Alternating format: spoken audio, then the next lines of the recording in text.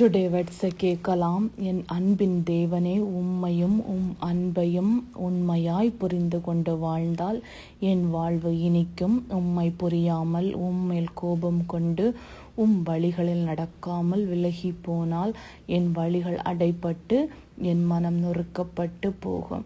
என் வழிகளில் பாதுகாப்பு நீர். உம்மை நான் பிரிந்தால் நான் நிம்மதியற்று சாவேன். என் பரிபூரண நிலைமையை அறிபவரே, நமக்கு என்ன வேண்டும் என்று மனதில் நினைக்கும் போது அதை தேவன் நிறைவேற்றி தந்து நாம் சந்தோஷமாய் வாழ தேவன் கிருபை செய்கிறார். நாம் உண்மையாய் ஆண்டவரை நேசிக்க வேண்டும். அதையே தேவன் விரும்புகிறார். இன்னைக்கான வசனத்தை கேட்கலாம். 2 நாளாகமும் 14:11. கர்த்தாவே, பலமுள்ளவனுக்காகிலும் பலனற்றவனுக்காகிலும் உதவி செய்கிறது உமக்கு லேசான காரியம். ஆமென்.